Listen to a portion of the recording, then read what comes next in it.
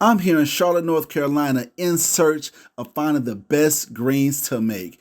You got the produce, you got the greens in a bag, greens in a can, yuck.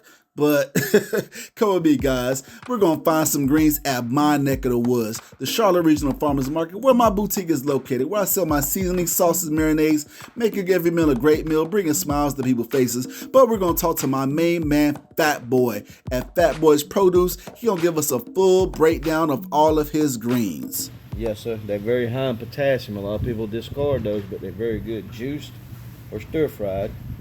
These are very good baked. Come about finger thick. Put them a little olive oil. Put your Texas seasoning on them. 280, 35 minutes. Just make your tongue slap your teeth out your mouth. So, may I ask you, man, is this in the same family as the collard greens, or? No. Closest thing to the collard green taste will be the rutabaga, which this is right here. Rutabaga, the tops of them taste like a collard. Actually, they look like a collard. This is a combination of a turnip and a cabbage. Wow. So it's called a Rutabaga. Rutabaga? Okay. Yeah, a lot of people, these are fresh rutabaga. A lot of people on the bottoms used to Canadian rutabagas, which is waxed and brown. But these are fresh from South Carolina. This your collard greens. Okay, real quick, you said also the Winnebago is the closest taste to the collard greens? The closest top, yeah, the greens will be a little sweeter than a collard green. Oh, That's wow. the closest taste to your collard green. Wow, wow. And I'd put the Jamaican jerk in that one. Okay. Yes, And sir. this is your collard greens from the farm. Now, I noticed what collard greens come in different sizes and shapes. I noticed this is one bushel, and this is a huge bushel. What's the difference between this bushel and a regular small bushel from a grocery store or Worked something? properly on this one. The what? The weather was proper. We quit cutting at our farm because ours are too small. If we keep cutting our collard greens, we're not going to have nothing for Christmas or New Year. But this right here is from a friend of mine down in Ruby, South Carolina.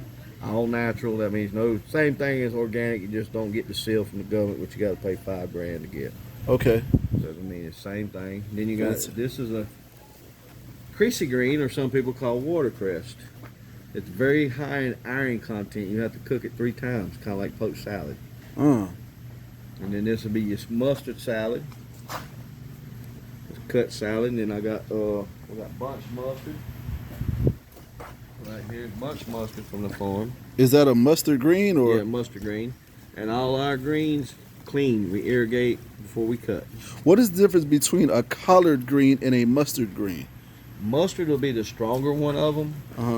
I mean, as far as flavor would, that's where you get the name mustard. It's a real strong taste. Collard green is the acquired taste. But like I say, that ones you cook over the weekend was awesome.